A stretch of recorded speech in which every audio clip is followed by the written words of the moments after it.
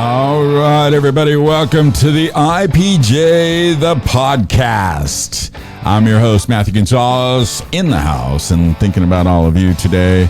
A little warm outside. Hope you're doing okay during this COVID situation. Don't want to talk anything about that. Honestly, everyone's talking about it. Let's talk about some other stuff that's going on in the world. There's a lot going on. So buckle in. Call in friends, family, gather around the screen or the radio, however you do your podcasts. And prepare for the stories you don't hear about at all most of the time, because these stories are kind of the ones that, well, most media just doesn't have the time for, honestly. And it's not like they're trying to do it purposely or anything. It's just they don't have time to cover it. There's a lot going on in this world. We do a lot of stuff as human beings. So it takes people like us here at the Investigative Public Journalism, the podcast, IPJ, to help bring you the information and the stories that you're missing most, because they do matter. And one of those stories that comes to my attention was a story that I've been working out of Mariposa, California. Some of you may have been following that on our website, abovealllaws.com. Mariposa County has had some issues with corruption, drug running out of the Mariposa airport. Going back to the 1980s, early 1980s, it was well documented by an investigative journalist named Cherry Seymour, and she'd written a book called The Last Circle. And you can read this online. It is free. And it really give you some insight, some real true insight to not only Mariposa corruption and the people that were involved back then, including, get this, a sheriff they called Boss Hogg. If you all remember the Dukes of Hazzard, they had the old corrupt sheriff Boss Hogg. Well, that's pretty much what they had up there in real life. So not a television show. Anyways, the corruption going back so far, back in the 1980s, touches a lot on the political structure. A lot of political leaders in California, as well as leading all the way to Washington, D.C., the journalist found out. And a lot of high-ranking people, including people who are in the government today. Maxine Waters, for one, comes up. Now, this isn't Democrat or right or Republican-leaning radio or podcast. That's not what we're here for. Believe you me, we'll dig into both equally because they're both a part of the problem. So, moving on, and regardless of all the politics, the county has been allowed to literally get away with murder. One of their own sheriff's deputies was murdered by their own department, members of their own department. Again, read the book. I don't want to get into all of the specifics of what happened back then, but the book is free online, The Last Circle, Cherry Seymour, look it up. But that all coincides to how the county has been emboldened now to pretty much do whatever it wants. And one of the victims of that, well, there's several, but one of the victims of that is a man by the name of Jerry Cox, and his property, 437-acre parcel of land. I mean, that's huge. Was taken from him by the county. And this was done after the county had alleged, knowing that there was false allegations, that these allegations were completely false, knowing that these allegations were not false, they put him in jail, facing multiple felony counts, had to bail out after like a month, I believe it was, paid $500,000 bail, and still had to fight regardless of how much evidence proved beyond a reasonable doubt that he did not ever do this. So they used that as a way to take his land by going there while he was in jail and, basically coming up with 100 and something violations of property, of his property, code violations, health and code violations. Proper name, health and safety code violations. Got to keep straight. So he went through this process. He finally got the charges dismissed. The case was thrown out because it was completely fabricated by this woman, Ashley Harris. I believe she's out of Palo Alto or something like that. But anyways, he did get a judgment against her finally that should have to pay his attorney fees. Good luck on collecting that after she completely destroyed his life. So they took his land and they've said that it had all these issues, kept him off his land, even destroyed it further. There's lots of videos online that he's posted where his animals were abused, his property was torn up. I mean, it was pretty bad. And this guy's supposed to be a receiver. Who's this guy? None other than Mark Adams of California Receivership Group. Now, this man claims that he'll come into a county, he'll clean up blighted property, basically property that's been left to damage and further damage and decay, making it a hazard for the resident and the community at large. And so he claims to be able to come in without any expense to the county or city and clean up this property. Basically, what he does is he and allegedly city attorneys and judges throughout California conspire, working with health and safety code officers to locate properties that have some type of blight and then start issuing code violations. Now, the properties they seem to target are properties that are already paid for, land that is, homes that are paid for or almost paid for. So when they go in, and let's say that your grass is brown, and they say they get a call that because other neighbors, they don't like your grass being brown. So the code enforcement officer comes out, he'll leave a note on your door saying, there's a notice, you need to get this fixed within so much time. I would see it as a joke, like, really? Who's this going to tell me I'm paying my taxes as city code? And some do. Some let it go, and then it festers, and it actually turns into a legal case. Now, once that legal case is filed, that seems to be where contacts are made for receivership and for the city attorney, for all these little people to get involved. I say little, they're actually a larger part of the political structure. But they get involved, and if the property, again, is either almost paid for or completely paid off. If you just started owning it, they're not going to mess with you. You've got nothing for them. If they were to take your land, they would have to pay the bank for your land. So they don't want to touch those properties. So they go after the ones that don't have any remaining mortgages or money owed. So it turns out Jerry was one of these folks, and his property was pretty much paid for. Well, it was paid for. Several cabins, some he had built. They claimed that there was public code violations, but he did get the permits to build these, and he did go through the legal process. What seems to have happened is that somebody got angered at him because they were growing some illegal, grows, marijuana up there, like they've been doing since I mentioned earlier, since the 1980s. And apparently the one that was growing it is a local prostitute and some people that she's involved in, apparently with a local cartel, as Mr. Cox describes it in his interview.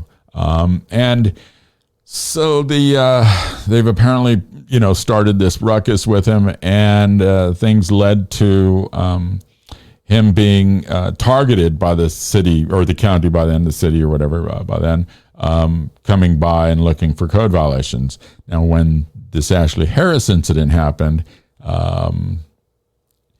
that's when things got bad. And I refer you to the video that you're going to watch now. And I've cut out just the best choice pieces of the interview to help describe the information or the situation better to you.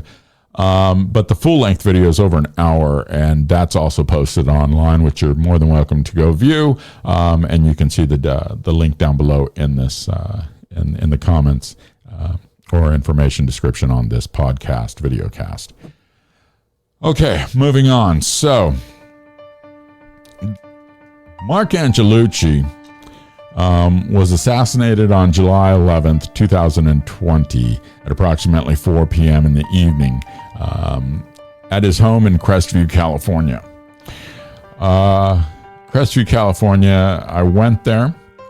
It's very much secluded. It's up in the mountains, a lot of, windy roads, beautiful area, beautiful trees, Lake Gregory, I believe it was, is up there. Had a great time, just because of the scenic backdrop.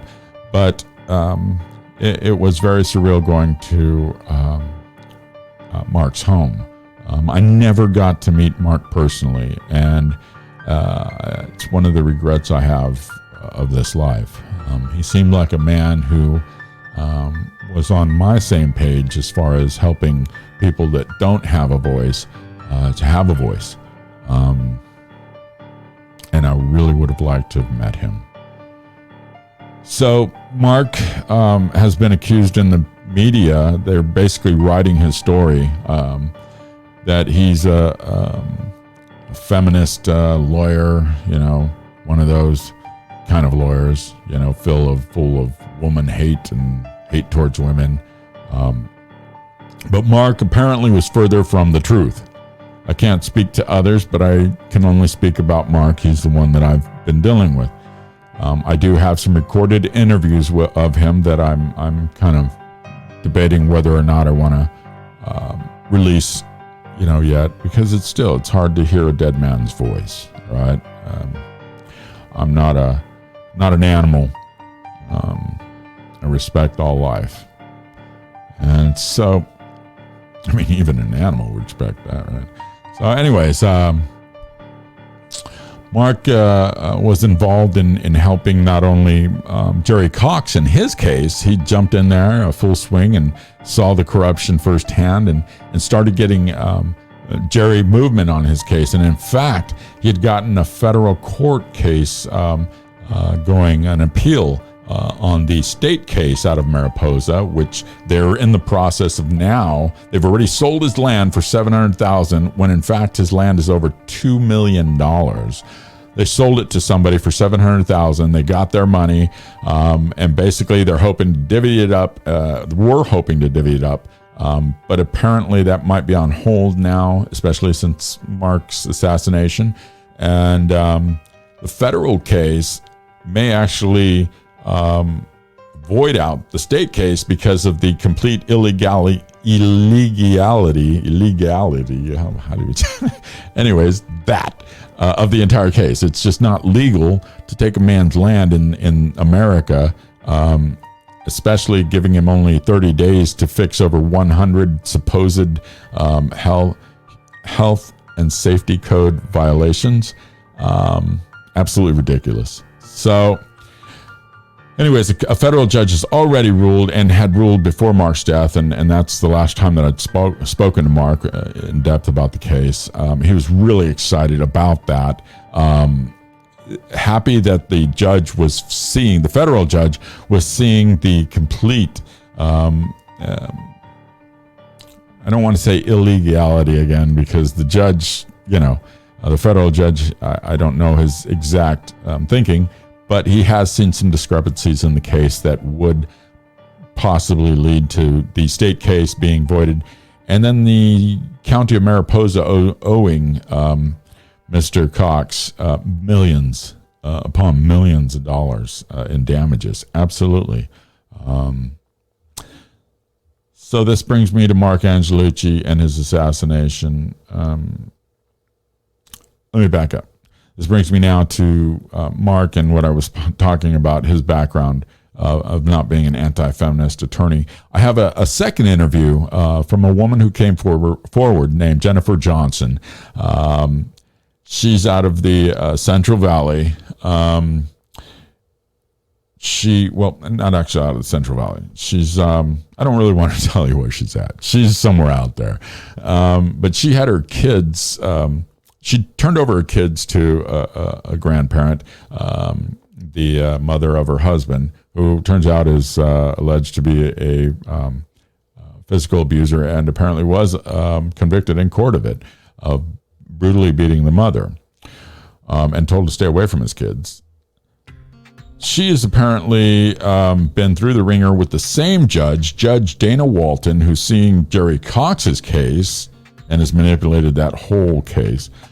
He has been seeing her case, overseeing her case as far as a guardianship, not a custody, but a guardianship case. You see, Jennifer had some issues in life, and she thought it wise to allow her grandmother or the children's grandmother, her mother-in-law, to take custody of the children until she could get her life straightened out. She since did that. She also got rid of her mother-in-law's son as her husband. She divorced him. And the grandmother still has the kids in guardianship. She's tried to get her kids back. The grandmother has petitioned the court. Dana Walton knows the mother, the grandmother, the kids. He goes to church with them and everything. So the conflicts are crazy. Yet he still sees the case. He forces the mother to take not one, but I believe it's 4 hair follicle tests. The first one she flunked. She admitted that. The other 3 or 2, 3, something like that, she passed. But there was one follicle test, the last one, that she was supposed to take, that a woman came forward saying she took the test, though Jennifer claims she never met that woman.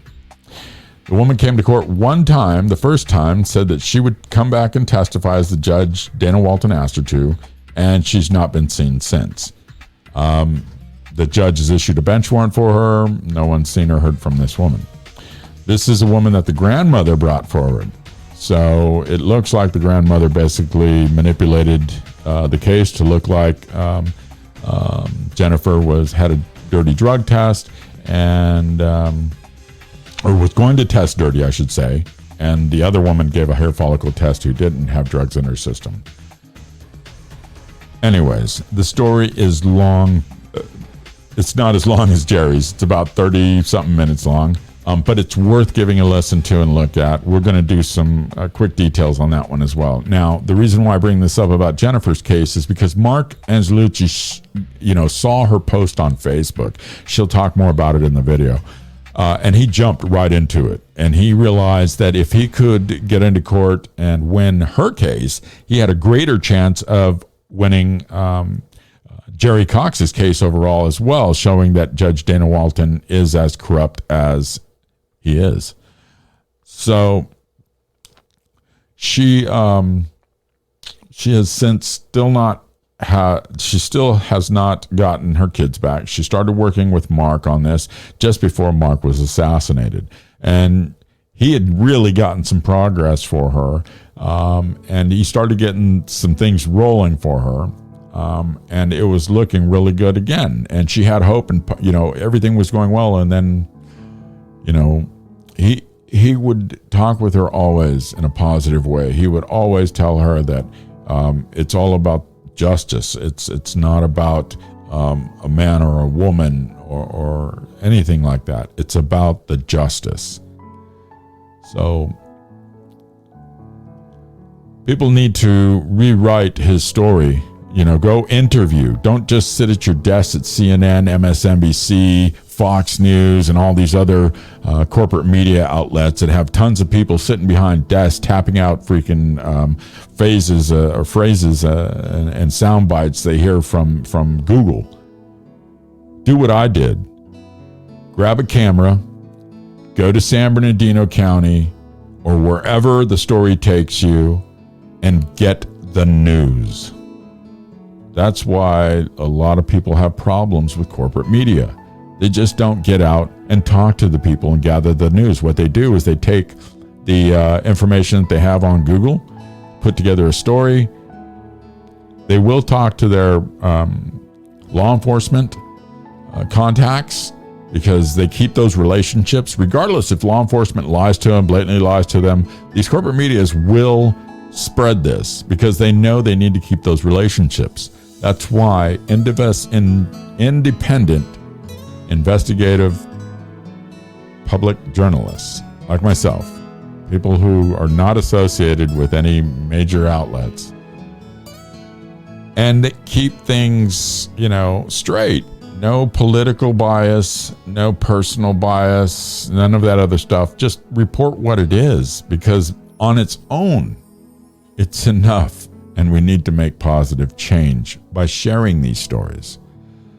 So now that I've filled a bunch of information out there and thrown a bunch at you, let's get to these videos. There's going to be short videos from Jerry Cox and his interview, and then we're going to cut over to we'll do a brief on that overview, and then we'll cut over to Jennifer's, and then after that we're going to cut into some a little bit about Jennifer's, and then we'll end it up with some solutions, because it's all about finding solutions. All right, here we go.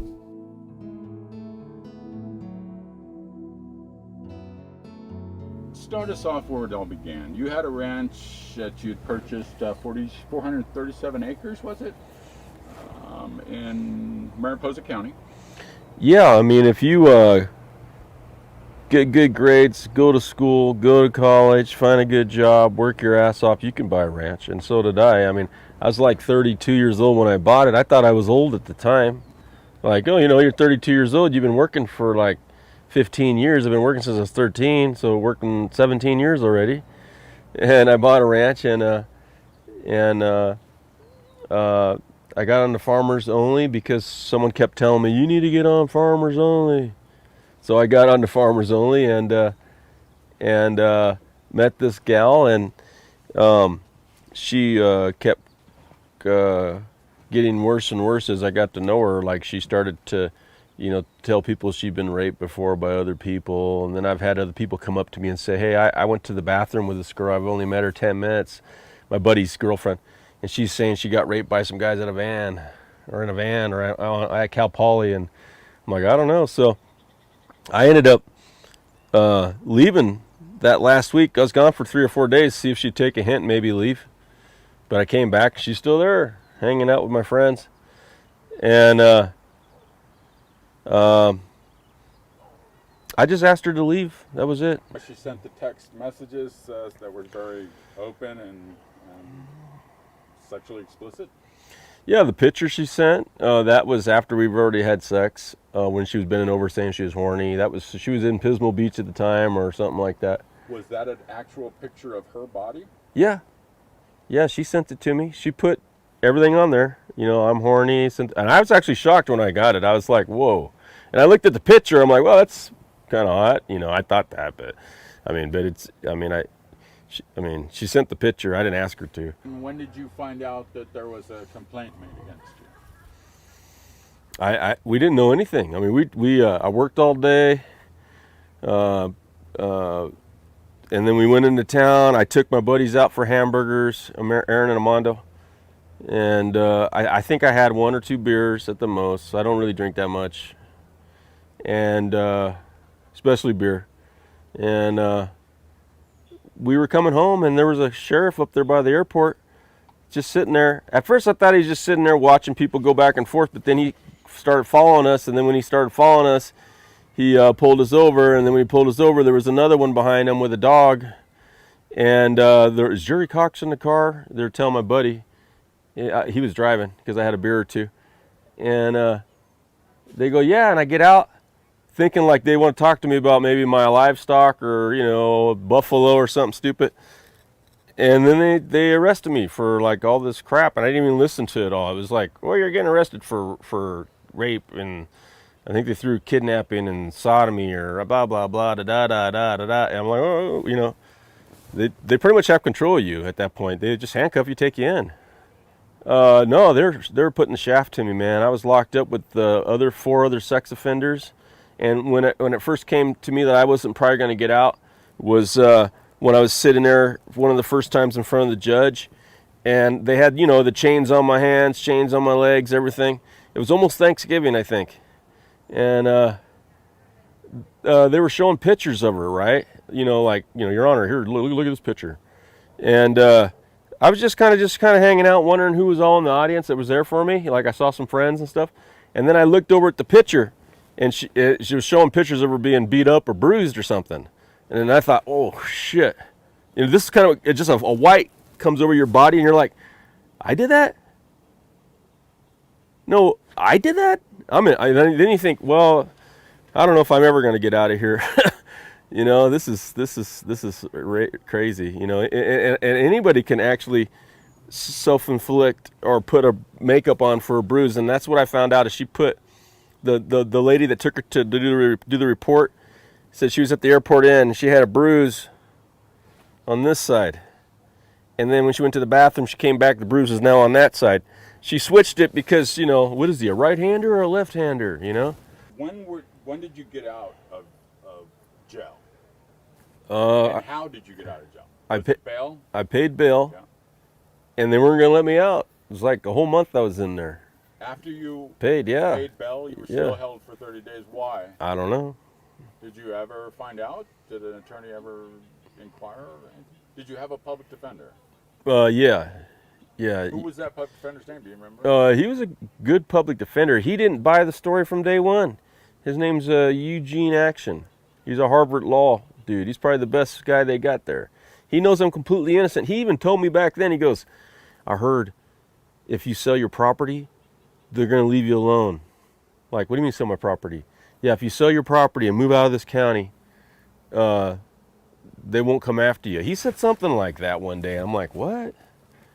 Sell my property, move out of the county, and they won't come after me. He thought the case would be totally dismissed, like when they found her out having drinks on a Thursday night when she said she's locked up for 3 days. Why didn't you get it done when you had that 30-day time to get those repairs that they complained about done? Well, there was 101 of them, and almost 70% of them weren't even in existence. Like I have to tear out a state bridge, and they're giving me over Christmas vacation. And then not only that, I'm fighting a freaking 15 felony fake rape case that's depleting all my funds. And to do all the stuff they want me to do, I have to pay money. I have to go and get permits. I have to get paperwork done.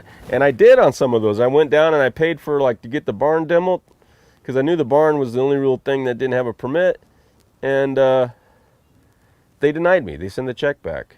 So are you still charged after all that incident with that lady who accused you of what's happened in that case? She was caught lying. She tried to file a restraining order when the case got dropped to Mariposa.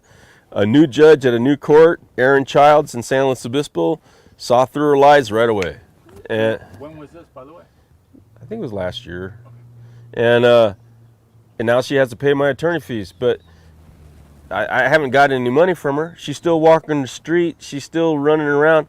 Can you tell us a little bit more about who Marc Adams is and what happened with your property, security-wise, everything? Yeah, Marc Adams is a California receiver appointed by the court.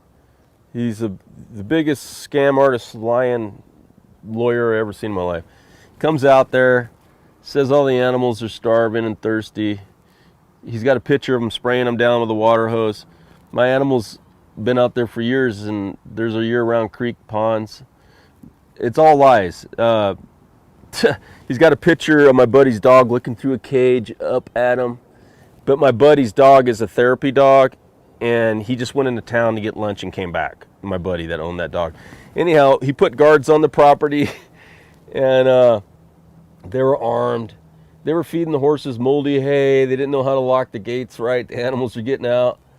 They had kids out there on my Honda, and it was my Honda. I don't even own the Honda. I don't even know where. All I know is all my credit got ruined. Nothing got paid. I didn't make any payments on the Honda because other people were driving it around with kids.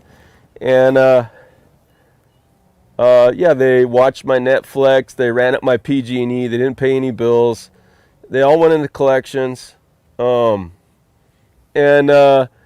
The guards left all the valves on when they left the house. So when I finally came back to the ranch after I paid like the $8,000 to fix the minor repairs on the whole 500 acres, when I came back to the ranch, had the power turned on, the house was flooded because when I got there, every sprinkler valve, every kitchen valve, shower valve, washer, dryer valve, they were all turned on.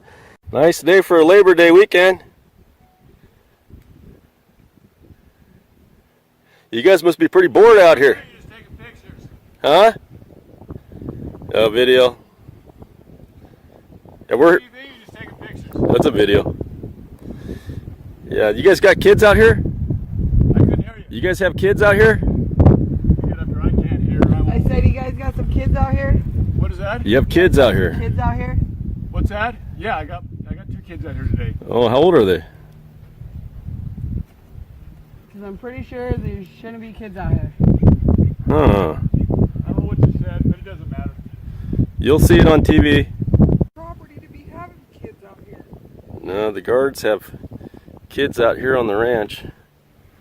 I'm not allowed to come in. They're armed. They drove off with a Honda with kids. That's Yeah, exactly what they did. we got to get a video of these guys on my Honda. I'm down to like stoke up. Here we are on the 21st of November here. Got a chance to get back up to the ranch, move the horses, but the guards are feeding them moldy hay. They didn't cover it during the rain and the mold coming out everywhere. 18th of October and the receivers just trashed the crap out of my shop. I never seen so much garbage and crap. They got water running down right here, and they're letting the animals drink this filthy water. What the hell? My gates are all tossed down, broken. Look at that, everywhere you look.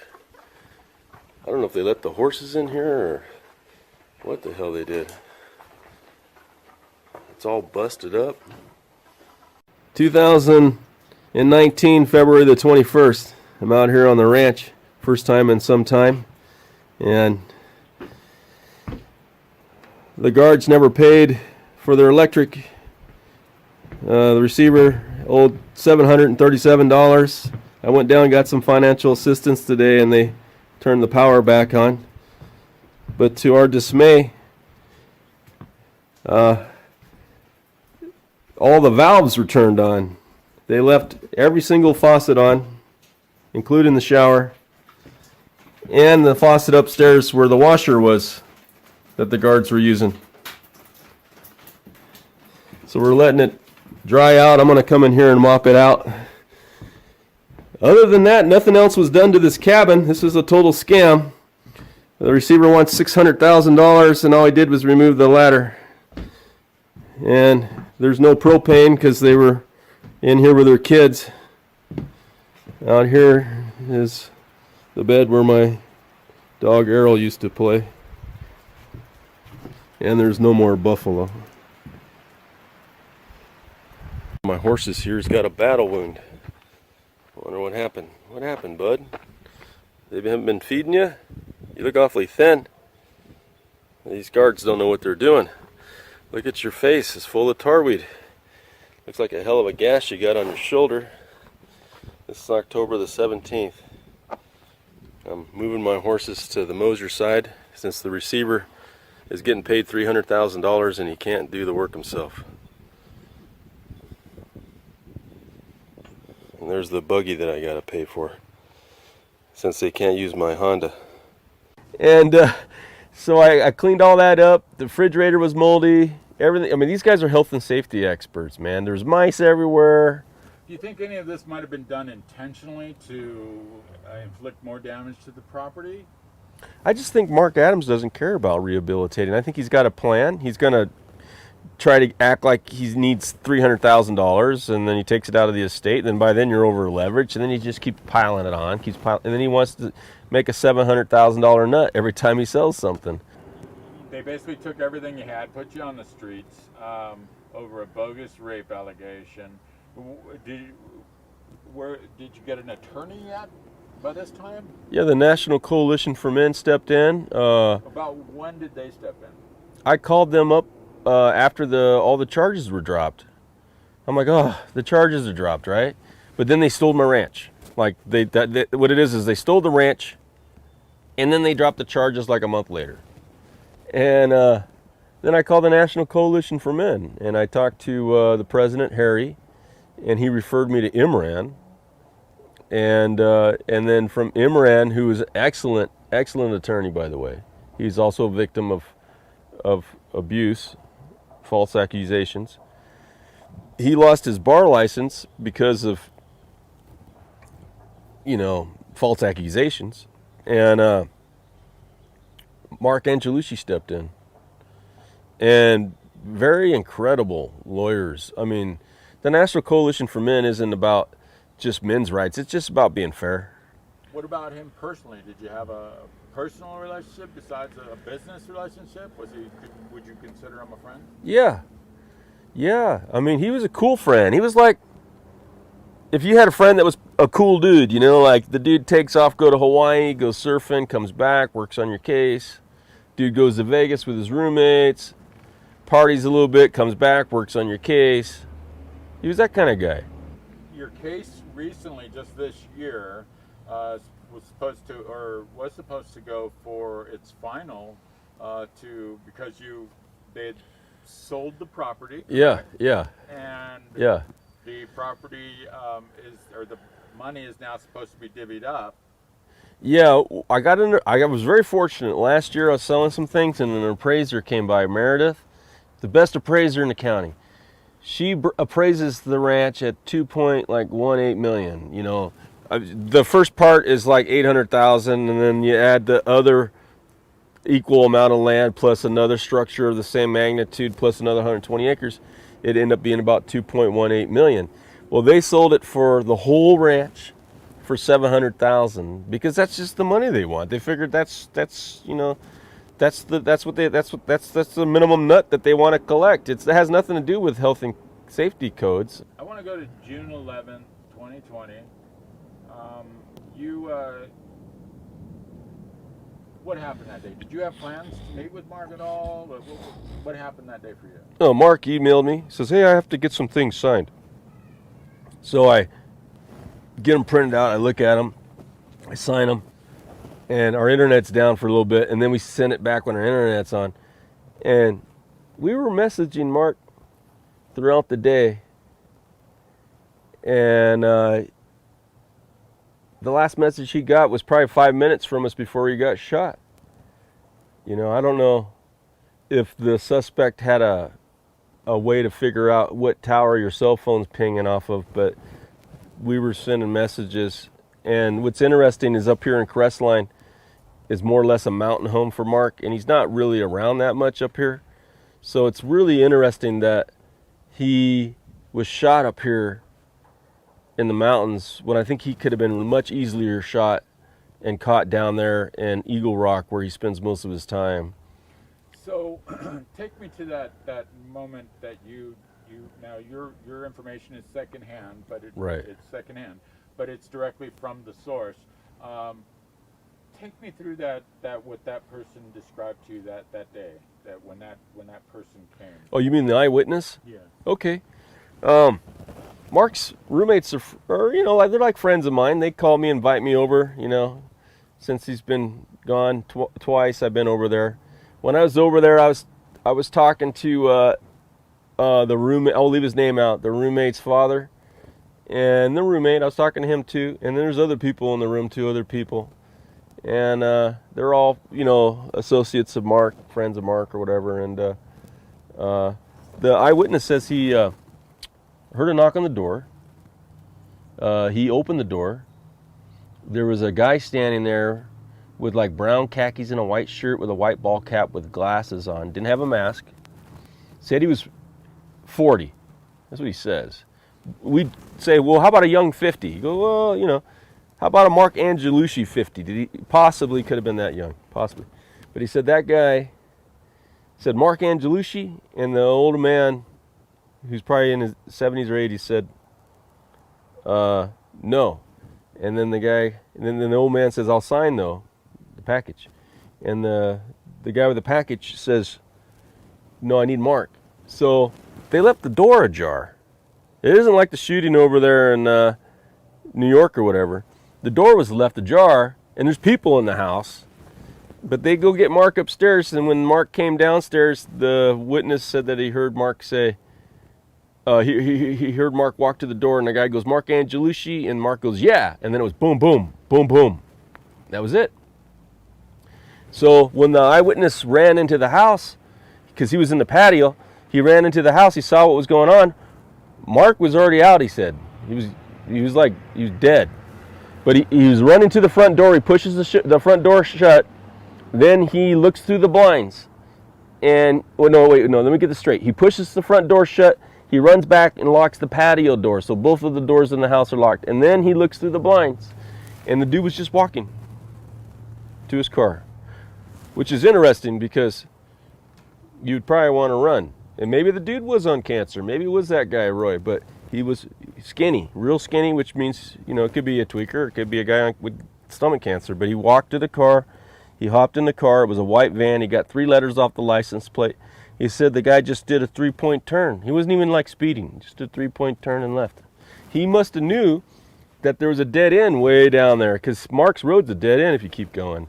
And there's got to be cameras showing footage, because there's one at the Mormon church, and then if you go further down the road, there's 2 of them right there at the real estate office. So how did you find out this had happened?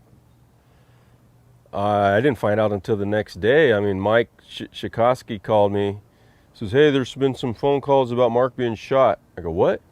Yeah, about Mark being shot.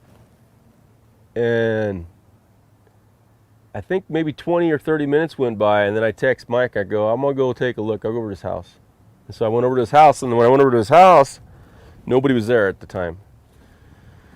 But I saw a neighbor, and I said to the neighbor, did you hear any gunshots or anything the other day? And he goes, yeah. He goes, I heard boom, boom, boom, boom. And I think he might have been the guy that called the police originally. And they all think it might have been a drug deal or something. But I questioned everybody I talked to over there at the house, all the roommates. I said, was Mark on drugs? No. Okay. He was a professional lawyer. He wasn't on drugs. Did he get anybody jealous? Did he go to the bar, meet some chick, her boyfriend got jealous, or down in Mexico or anything like that? I go, no. Did he talk about everything with you? Yeah, he talked about everything. Like if he met a girl somewhere, he would talk about it. Okay, so who do you think did this? Who do you think did this? And they go, we think it was Mark Adams, and we think it was Mariposa County. And this is coming from everybody in the house. And in my mind, I thought maybe it could be something else. But then after questioning them, I'm thinking it is Mark Adams. It is Mariposa County. And then come to find out, it might be this Roy guy, or it's a cover-up. But what would be the motive? They're on the same side. They're fighting the same cause. What would really be the motive to go kill a guy? I don't know.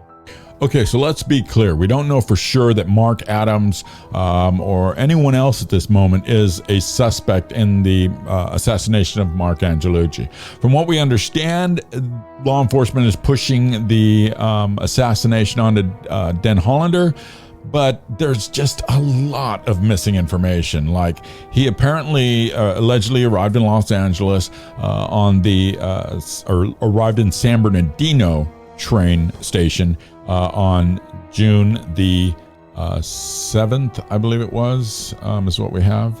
And then 4 days he spent doing what? Before July the 11th. So from July the 7th to July the 11th, what was he doing? We don't know. You don't come to some place to seek out your prey, especially if you're going directly to that train station. He went to San Bernardino train station, and Mark is just moments away. What the FBI is saying is that he rented a vehicle and he went to, he rented a vehicle and he went somewhere. They don't know exactly where, which doesn't make a bit of sense. If they can get the rental vehicle, they can check the mileage. There might be GPS navigation on that vehicle. Not to mention his cell phone records. If his cell phone was on, they can ping that thing and know exactly where he was and what he's been up to. So it doesn't take much. It just takes the effort by law enforcement to get the information and then to get it out to the public, so that we can look at it, scrutinize it, and realize that yes, Mr. Den Hollander did this. But at the moment, I'm personally only at like 75% that he did do this. I need some serious evidence. And the public needs some serious evidence. We all do. Most of all, Marc Angelucci's family. And I don't want to bring them into this at all. I'm sure that they want to let this be and allow law enforcement to do what they need to do. And they probably don't need me running my mouth about it, but that's what I do. Anyways, so another thing is law enforcement sources have been involved in this case for a number of years, the Jerry Cox case. They pointed out that Mr. Cox's attorney, Marc Angelucci, did file a federal lawsuit for several violations against Mr. Mark Adams and CRG, including an allegation of a violation of RICO statutes. And this seems to be exactly what is going on. Excuse me, I can't even speak right. This seems to be exactly what is going on up there with Mr. Adams and his receivership business. This receivership business, he basically started as the housing market or housing crisis started crumbling back in 2007, 2008. He kind of came out with this little idea, I guess, and realized that a receiver is basically anybody. Anybody can be appointed by a court, by a judge, as a receiver of a piece of land, of a building, of a parcel. The only reason why a judge would step in to appoint a receiver would be so that you, the owner of that property, can bring your property back up to code so it's not a danger to you and your neighbors. It's not supposed to have been designed as a mechanism or a tool to take property from somebody after they've invested their life into it and then sell it for another company's profit or gain. So Mr. Mark Adams, as an attorney, most attorneys do, they find loopholes in the law and then they completely exploit them. And that's what Mr. Adams is doing. So he's completely exploiting this receivership law. Now, there's other attorneys and judges who've caught on to this and go, wow, there's a few $100,000 here, a few $100,000 there, just waiting for me to gobble up. And all I have to do is appoint this receivership. And so that's what they do. Now, the judges and themselves, they don't receive this money, but the cities get paid back for any expenses, and then the attorneys' fees. The attorneys make a ton of money on this, and everybody walks away with a little coin in their pocket. The homeowner walks away without any home. It doesn't make a bit of sense. There's several cases. There's another one out in Newport Beach where a 78-year-old woman was forced to stay in a hotel while repairs were allegedly being done on her home. However, the water at her home had been shut off, which then caused the lawn to die and weeds to sprout up in their place. The lawn and weed issue triggered the response by the city of Newport Beach code enforcement personnel. So she's having repairs done on her home, a 78-year-old woman, and because she had the water turned off because the water pipe is being repaired and her grass cannot be watered, they've literally taken her home practically. I mean, She's living in her garage, forced to live in the garage while these people supposedly fix the issue. They've fixed the issue, but now they've wanted to demo this. They want to demo that, remodel this, remodel that, because they keep saying, oh, well, there's termites, or there wasn't termites. We thought there was. That was their excuse. And they completely removed all of her kitchen and walls, and it's disgusting. The stuff she had built custom for her, size and everything, because of issues she had during an accident. Mark Adams goes into these properties looking at them as a way to either completely remodel them or demo them and rebuild. Then he charges the homeowner for this, and it's way more than what the homeowner can ever afford to pay. The repairs could be $1,000. In the end, you're going to owe $700,000 or more. This has to stop. Marc Angelucci was involved in stopping this. And by the way, that's not the only two victims. There's several victims out there in California who are literally homeless because of Marc Adams and people like him. There's law firms that I need to point out that I just... Anyways, I'll get too crazy into it. Let's move on. I don't want to get too far into the discussion because we got more to talk about from on the other side of this next video. This next video is a young lady, like I said, young woman, who divorced the man who she had these children with, and she put into guardianship with his mother. I mentioned earlier that she was married to him. My apologies. She is not married to the fool. She has since gotten smart. I probably shouldn't call him a fool because of his children. So he's not a fool. He's just made some very bad mistakes.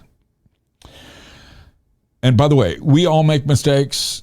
We just have to learn from them and learn to move forward in a positive way. If you continue to make mistakes, then you're an idiot.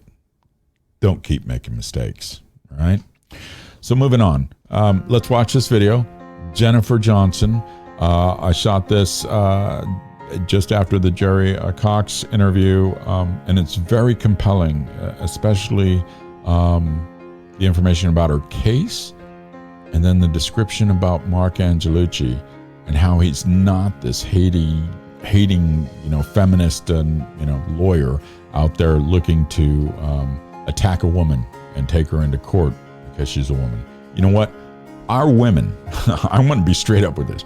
Our women bleed every damn month for a week. Show me one man that can bleed for a week and not die. Think about that. Let's watch this movie.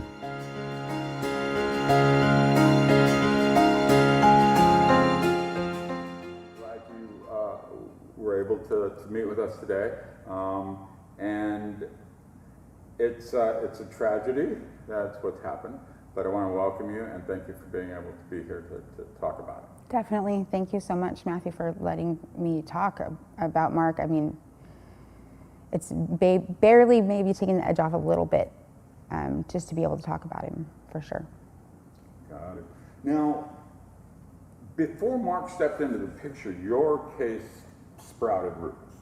It has to do with your ex-husband, your mother-in-law? My ex-mother-in-law, yes. Your ex-mother-in-law, and the guardianship of your children. Right. Can we just kind of pick up right there? You were in going through some life issues, and you decided the right thing to do at that moment was to allow someone who could help with the children at that moment help, and you got yourself back up and running.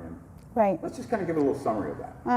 Well, this is about my two youngest children, because I have 4 older biological and 2 older adopted. So they're ages 9 and 6. I was, like you said, having some troubles, and I've always been a big proponent of grandparents helping to raise kids. And my ex-mother-in-law at the time offered to take the boys, and we were in Vegas. She brought them back to Mariposa to take care of them for a temporary time until I could get on my feet again. While she was well, after she brought them back to Mariposa, she applied or petitioned and was granted guardianship of them. How long after that you brought the children there did she file the guardianship? So around the middle of 2016 is when the original guardianship was first granted. And let's see, I petitioned to terminate that guardianship at the end of 17, almost closer to 18, but at the end of 17. That was a long and messy case.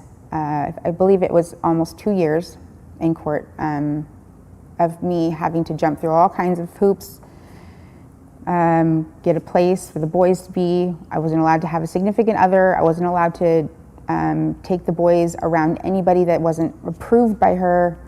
And then part of that was to do a hair follicle, a drug test, because she was thinking that I was still on drugs.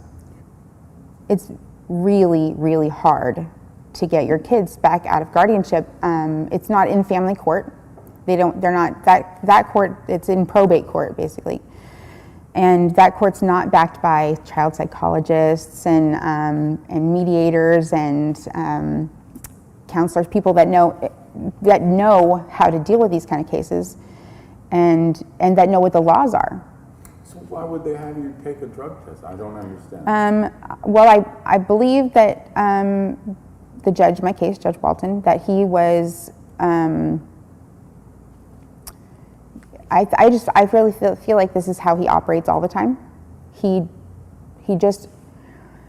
found a way to order me to do a drug test, which was against the law, without ordering me to do it. The hair follicle sample that you took from Judge Walton this time came back dirty? The very first one, yes. So was there a second one? There were 3 more. So the second test, we went back to court. The test was clean. He said he wanted to see me have another clean hair follicle test, so he was going to give it another 90 days. So he had said in court that he wanted to see me and the kid's dad getting along so that we wouldn't be fighting in family court. So even after he made me jump through more and more hoops, and she was still accusing me of doing drugs. Who was accusing you? My ex-mother-in-law. Right. The hair follicle was supposed to be taken, a yes. sample. We did this. Be the third one. So the second one was clean. Right. The third one was clean. Right. Then he wanted one more. And during the last part of the case, the last part of the whole process, in the middle of that whole process, my ex-husband and I got back together, and we had a really, really bad, I don't know how to say this, situation. He went to jail and was convicted of domestic violence against me. Judge Walton told me he wanted one more hair follicle test because he doubted my judgment abilities by letting the kid's dad back in my life. So in any case, the fourth test was also clean, and Judge Walton said I had done everything that I was supposed to do, and he was terminating the guardianship. The tricky part at the time is that now we had a criminal protective order where I didn't have any contact with the kid's dad. And he, of course, wanted visitation with them still. And so he actually filed for visitation in family court. We went to family court. The family court commissioner, Judge Pimentel, ruled that he could only have supervised visitation at his own expense. And I mean, Judge Walton even made it clear in court that the laws were definitely on my side protecting me at that point, because if you're convicted of domestic violence against the other parent, you have all visitation, all custody taken away. is cut and dry, which was appropriate at the time, especially considering it just had happened. So basically, as soon as Judge Pimentel said that my ex could only have supervised visitation, probably within a couple of weeks, I went to go pick up my son at school, or I was on the way to pick up my son at school, and my daughter called me, who went to the same school. She said, Keenan's in the office and they won't let him leave. That's my son, my 9-year-old. I said, what do you mean they won't let him leave? She said, I don't know, they're not telling me anything. And I went to the school and was served with papers saying that ex parte orders had already been granted, that she had the guardianship back. In the end, the only thing that I was, the only reason the kids were taken from me again was because someone accused me of hiring them to take my hair follicle tests for me. The person that accused me of that came to the court, one of the court hearings one time, and was in the back of the courtroom. And at the end of the hearing, Judge Walton said, you're the person who this is about, whatever, you're the person who supposedly took the tests. And she said, yes. And he said, I'm going to need you to come back to court and testify. She said, no problem, I'll be there. He gave her the date. He issued a subpoena. She never came back. Well, what is this one's name? Marcy Villalpando. And is she from the Mariposa area? I have no idea. So she's not a friend of yours? She's Nope, not somebody you were in cahoots with? I never saw her before. She claims that I put a Craigslist ad up. Marcy Villalpando, the supposed imposter that took my hair follicle, never came back to court. Judge Walton issued 2 subpoenas, a bench warrant, an actual warrant. I did a background check on her and found her being held in contempt of court in Fresno on another case.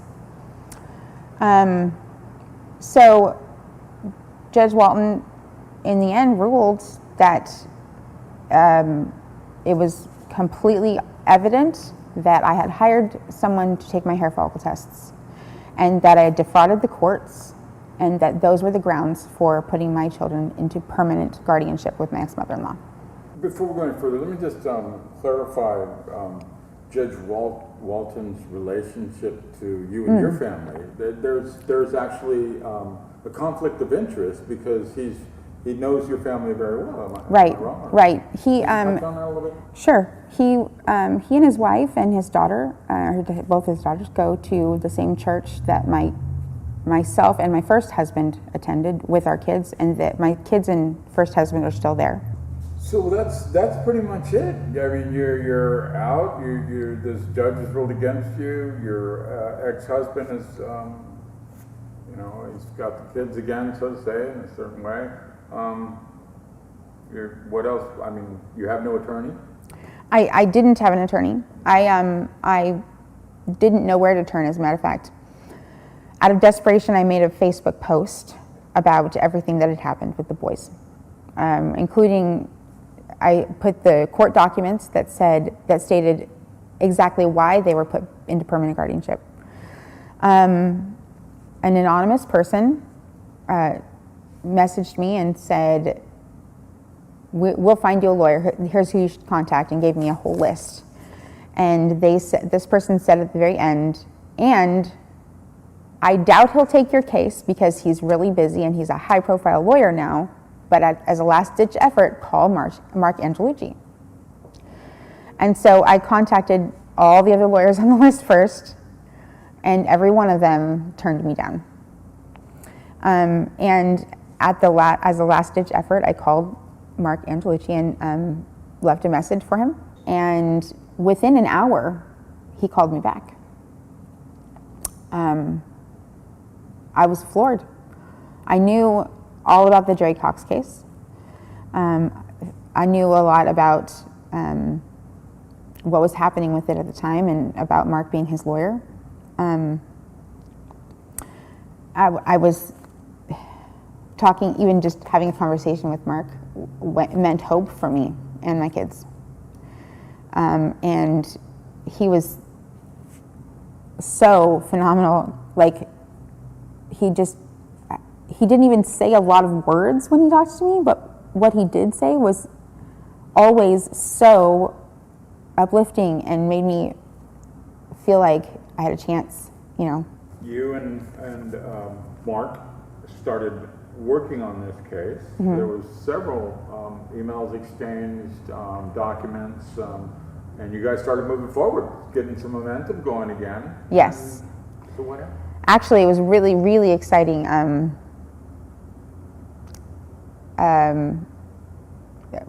I was telling you earlier, my quote of the day, when Marc would ask me, like, wait, so you don't know this person that supposedly took the test? So she never came to court? He's reiterating several times. So she never came to court. They have no witness against you. Yes.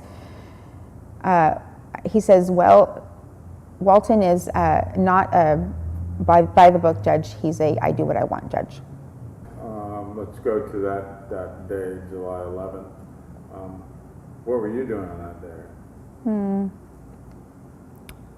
I don't remember for sure. I think I was working. Actually, I didn't find out until the next morning, I think. My son, the one I was talking to, Dylan, he texted me a link to the news story. The shock and depression that I felt was this probably at the same level as when I lost my kids again. I'm still in shock, and I'm still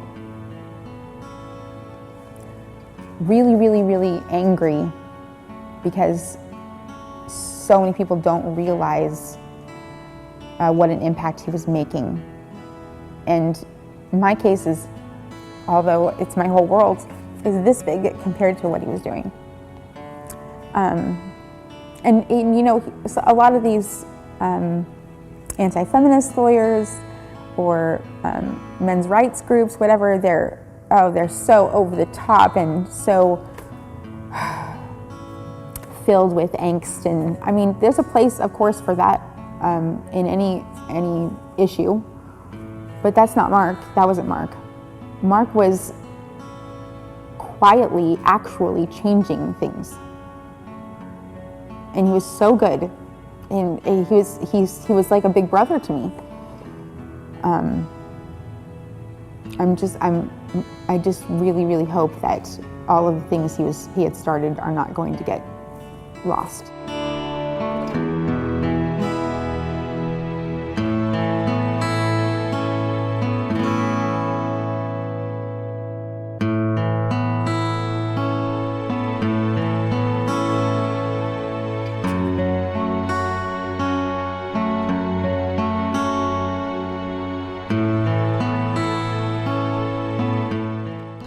Well, there you have it.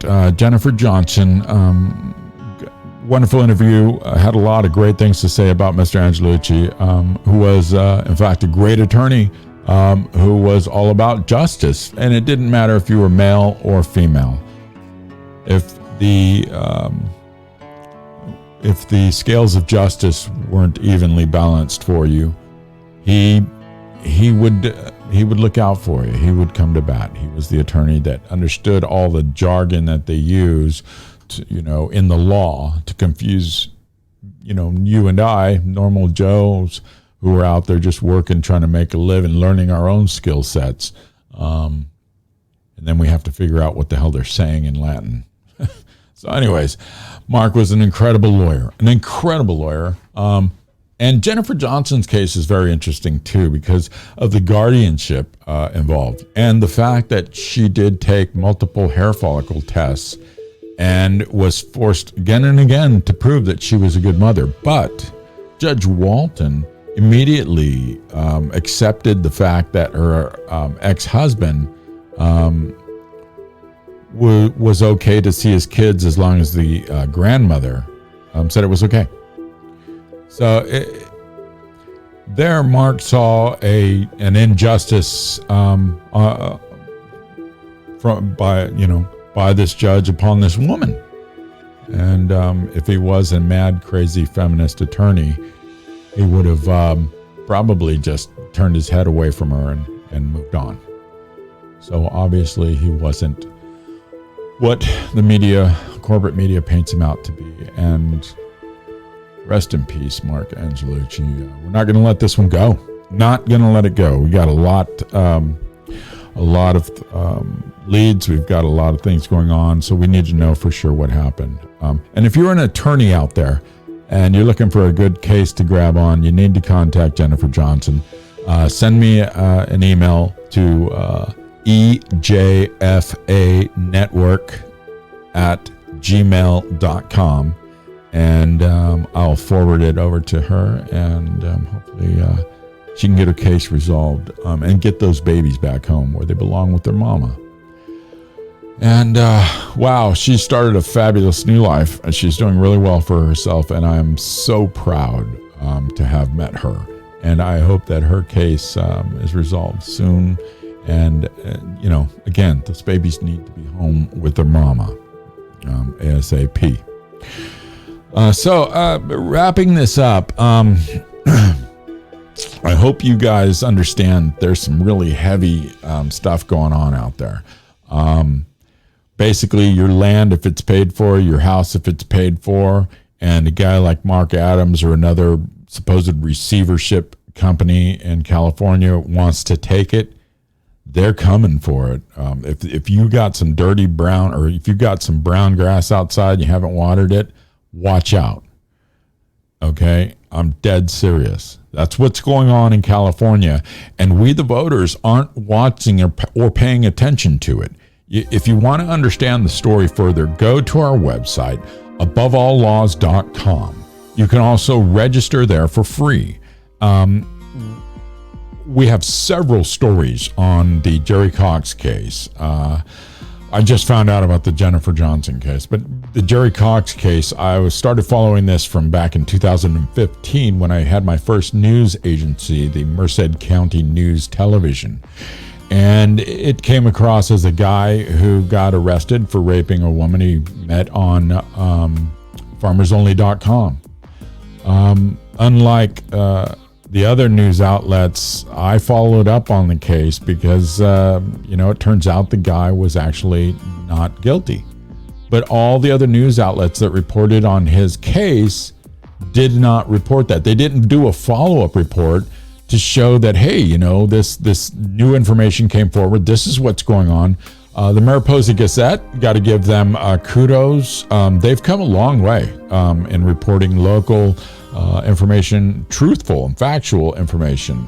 Whoever's running it now, I'm kudos to you. You're doing a fantastic job. We're never perfect in this business, but we do the best we can. That's most important. If you can go to bed at night knowing you did the best you can at providing the news and information that you've chosen to do, and you can go to bed in a sound way, that's the best you can do. No one's ever going to like us completely 100%. All we can do is report the facts, and that's leave it up to the voter. Anyway, so that's going to do it for this edition of the IPJ, the podcast. We are going to be trying to push a show out every 2 weeks. It's going to be a lot of interesting guests coming on the show, including my dear friend and broham from way back when, Mr. Brenton Miller. He and I have done so many productions together. In fact, we were in a film with Mila Kunis And we're going to discuss that during the podcast. So check into that. Now, where do you get all our podcasts? Because we got a lot of cool stuff coming up. I'm talking celebrities. I'm talking about fighters. I'm talking about filmmakers. I'm talking about musicians. All kinds of stuff. And then also the people in the political sphere. We want to talk with them as well. And then, but most importantly, honestly, before I talk with a celebrity, before I talk with a politician, I want to talk to you. Because IPJ, the podcast, is for you. It's your voice. So, and that's why I started this. I don't want to sit here and bore you with my crap. I want to hear what's going on from you, because not Karen Bass and not Daryl Issa or whatever, Nunez. I want to know from you what's going on, and so does the rest of California. If you have something in your life that's causing problems, a legal issue, courts, maybe it's me. Call or actually send me an email to the ejfanetwork@gmail.com with your phone number and a brief summary of what you want to discuss. Even if it's to tell me off, that's fine. I will open it up for you to do that. Now, remember, we have to keep it in a certain time limit because, I bore people pretty easy. So maybe you won't. But anyways, we got to keep it in a certain time limit. So this is going to be fun. I look forward to it. I'm sure there's a lot of people out there that have read my work, that have watched my work, that might have a few choice words for me. I can accept that. It's all good. Just try to keep it not too crazy. But, just know, man, I love you. I love, doesn't matter race, doesn't matter creed, doesn't matter religion. If you're a good human being, I got love for you. I got respect for you. You screw that up, I'm one of those that just, so, and that's the way the world should be. You screw up, you got to go away till you fix it.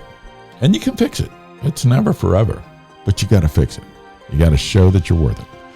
And that's the same thing with our justice system right now. Our justice system is broken, from our attorneys, whom I've reported on several times, from drunken idiots in court to actually meth heads in court representing Americans. I've reported on them. Look at our website, aboveallaws.com. Got a lot of great stories there. Also, another story I want to point out that we're going to be covering will be the Ronnie Cole suspicious death circumstances. And once again, guess where this is coming out of? Yep, Mariposa County, California. There's a lot of problems up there, and I'm just thinking about Frank Cole and his whole family right now, man. I'm sending you a lot of strength, brother. I think about you guys often.